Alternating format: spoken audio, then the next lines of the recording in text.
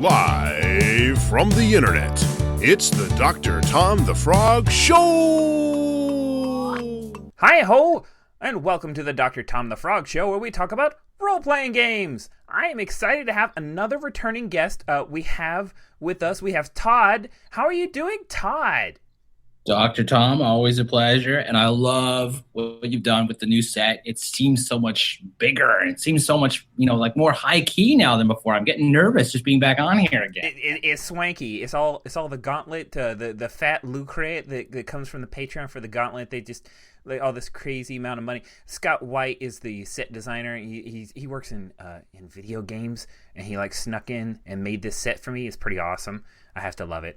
Thanks, Todd. I really appreciate that. So the last time that you were on here, you talked about a game, and now you're going to talk about another game, so you must be prolific or something.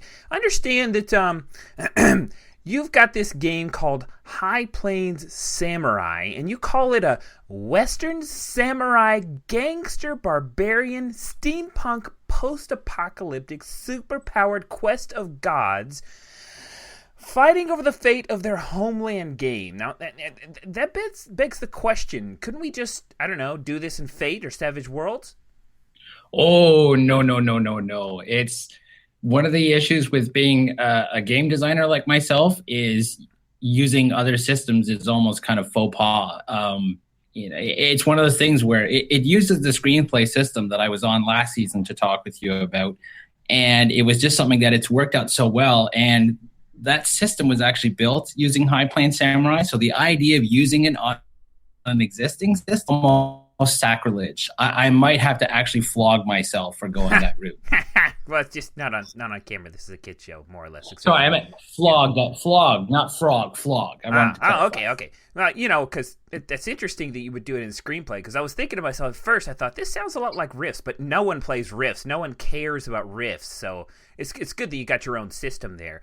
So screenplay, huh? I understand that you're going to be kickstarting this Samurai, right? It's kind of.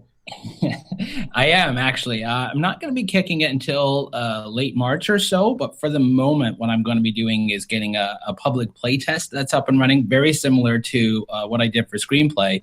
And I have been told by some of my comrades to mention it as the Annie Award nominated public play test of screenplay. It is an honor to be nominated, they say. It is, actually. It was also incredibly humbling and very sweaty. I actually lost 5 pounds waiting to see the verdict. It's a new diet. Get nominated for an enemy. I like that. Better than an enema, I would imagine. Yeah, I've heard. Yeah, okay, all right. So screenplay, for those who think that, hey, are we talking about football here? And who's the quarterback? Nope, that's not it. It's the game you've got. So tell us a little bit about screenplay for those who want a new primer, because it's out now. It's out of playtest, and you could get it. What's the deal with screenplay, and how did you make it awesomer for High Plains Samurai? Well, screenplay is a storytelling game where the players, not the GM, are actually the central storytellers. They're the ones who actually drive everything forward, by using their characters as the vehicle to move everything along. What I've done with High Plains Samurai is basically take the basic elements that work and then tweak things up to fit the various genres, but more so in particular, the kind of, wushu, wuxia, really kind of cinematic martial arts elements that I really want to come across in this game. It's really driven on a sense of that there is no success or failure. There is only whether or not you're trying to complicate something for another character, whether or not it's physically, emotionally, psychologically. And it really just comes to those two core elements. Once you understand that anything is possible and there really is no, it really comes down to, if you're trying to complicate something for somebody else. And of course, killing people is a kind of complication if you want to live. And that's really what it comes down to. It's about the players who are driving the story forward. At the same time, though, screenplay was very open-ended in that you could do anything, whatever genre you want in whatever style that suited your personal needs. But with High Plains Samurai, it's about fitting it within a particular setting that's known as the One Land. And in this, there are basically 6 elemental spirits. And let me see, because I always get these mixed up, so forgive me. So there is balance, honor, patience, innocence, strife, and their father, chaos. And the 5 children went up against their father, who basically grew tired of the one land and wanted to wipe it out because he got jealous. And he only got about halfway there. Mass destruction, but not enough to wipe out everything. And what's happening in the story that will be going to Kickstarter is basically Chaos is finally being able to rise again and wants to finish the job. So now we have these elements where the players get to actually direct and move the story along as they wish within this particular setting that the GM, or the director in this case, basically kind of monitors, keeps an eye on, and makes sure that everything is exciting. And if things are going a little too smoothly for the players, to kind of throw in some elements to make it a little bit harder, a little bit more challenging, a little bit more engaging, as if, this was an actual first draft of a script or a novel or whatever format you want to tell it in. Something that you could then go ahead and pitch. So it's telling your own version of this tumultuous times within the one land. Tumultuous times. I love alliteration. I'm curious though, is there like a meta plot that you would do, or is it all just to kick everything off, this whole bad daddy, chaos daddy thing going on? What I'm trying to do with this is to set up the basic elements that everybody needs to do it their own way, whatever way that they feel comfortable doing. So, for example, with my development team, when we started to playtest this in-house, and basically the entire concept of the screenplay system was actually built to accommodate High Plains Samurai. When we told it, we basically had so much fun with the Western elements of it, of course, assuming cowboys with samurai swords, that we basically just stuck with the one town that's known as Hunan, which is basically picture whatever the name of the town is from The Quick and the Dead, the Sharon Stone, Gene Hackman movie. Oh, yeah. That's where we focused our time, and we centered the main plot going around this one town. But there's so many different locations and elements to play with that you can really do whatever it is that you want to do with it. Oh, cool. So it's just a kickstart, I use that again, to a seed to germinate, and then they take it wherever they want. It's not like a meta plot. It's not like World of Darkness where you got to go along the train of thought of, a bunch of people who, that. No, in all honesty, I try and keep it. I don't really like personally speaking, I don't like telling stories that have too much meta plot or allegory or anything else like that. But there are people out there who do. And there's plenty of room to be able to make those references and those links that are in there. But at the same time, too, if you just feel like getting together with everybody and just tell stories that kick ass, then this is the game for you. So it's action oriented then? Because it sounded like it was pretty general, like it could cover all kinds of things that you might see on a TV show or a movie, but would you say it's more geared towards action? I would say it's definitely geared towards action. If there's one thing that I would say is almost a mandatory element in High Plains Samurai, it's action. How level-headed or how outlandish you want that action to be, you can go that route. Because aside from, the wire fu fighting elements that are literally built into the game, into the system, there's also the fact that characters can untap their chi power to basically have mutant-like abilities. So now that I think about it, looking back, there's probably an additional kind of genre to add into this ultimate mashup, and that is superpowers. So that you could have someone who flies through the air, does spin kicks, and take out 5 guys at the same time, while the 6th and 7th guys get taken out by laser beams that come out of your eyes. Oh man, they're going to be hunted because they're different, which I know a little bit about. There's actually quite a few people who are like this. It's the people who haven't learned how to tap into their chi power that are the outcasts, if anything. They're the ones who are the downtrodden, the pushed behind, because they don't have the ability to fight back against the warlords that basically call all the shots. Okay, well, this sounds pretty exciting. One last question about High Plains Samurai. Now, we talked about wuxia and Western samurais and cowboys.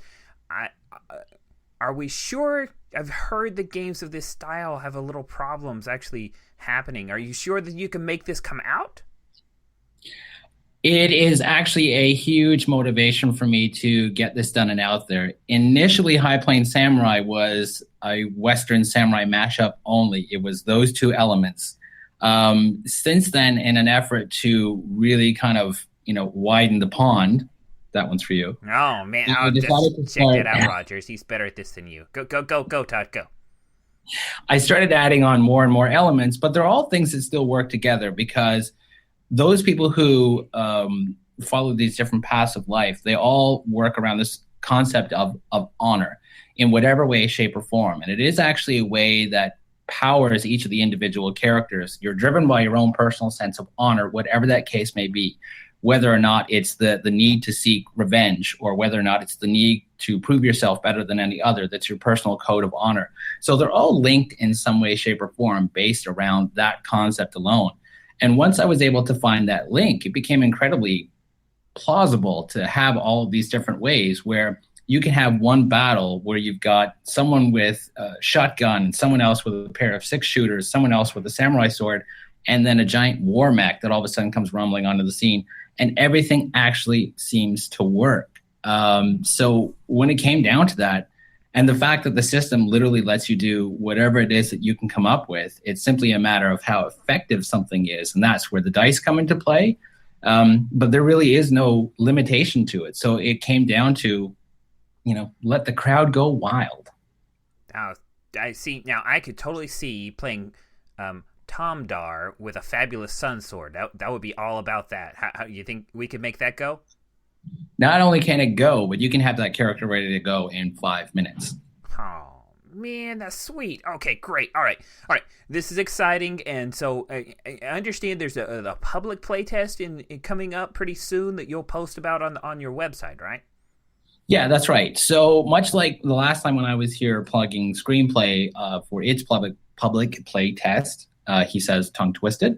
Man, it's a real tongue twisters are really a bummer, especially for me because my tongue is extremely long. Ooh, we'll just kind of keep that between you and the people on crew. That's not for you to worry about. Not the tongue twist. Go ahead. Go ahead. So I'm doing the same thing again, but for a slightly shorter period. And what it's basically going to be is I basically have the first half of the game, which includes all the rules, character creation, and the basic concepts of the setting, enough that you could get going with it. There's also a playtest scenario that's going to be included with this called To Catch a Train. And if you think I mean an ordinary everyday train, you are far, far mistaken. It's basically going to be available for about a 30 to 45 day window. I'm still trying to narrow down how far I want to go with that, where you can basically download it for free. It is going to be complete as far as some of the preliminary artwork will be available, the full layout, so that it will also act as a preview for the Kickstarter. So the public playtest will be a chance for everyone to kind of get in there to give me that additional feedback of, how well it works for other people. Because with systems like this, they have to be able to provide and function for every single possible scenario. And that's where this playtest is going to come in. And I have to admit, I'm all about it because it's also to get people psyched up for the Kickstarter, which will be afterwards. So I'm looking towards the end of January at this point, January 2017, for those time travelers out there. To get the public playtest going, and then I'm looking to do towards the middle or end of March for the Kickstarter to launch. All right, that's a short window. You must be pretty confident. That's awesome. Okay, all right. Well, all right. It's time for a serious question, Todd. Are you ready for a serious question? I'm always ready for a serious question. All right. So, yeah, you look pretty serious. That's good. All right. Now, I already know, and my crack research staff told me and reminded me that you are Canadian. So here we go. This one's a tough one. We don't know much about Canada. You can tell from this question. Hockey or poutine? Well, in order to answer the question, I'm going to have to let my Canadian accent fly. You know what? I would have to say definitely hockey, because poutine, everybody knows poutine is awesome. But the main thing is that nobody can come to an agreement on which team's the best one. Whether or not it's going to be the Toronto Maple Leafs or, like the Montreal Canadiens. So as long as that tension's going to exist, I'm going to have to say hockey because that's the spirit of competition, eh? That was great. I've never had so much Canadian on the show ever. Oh man. Thank you, Todd, so much for coming on the Dr. Tom the Frog show, and we'll keep an eye out for High Plains Samurai and make sure there's a link. Thank you so much. No problem. Thank you.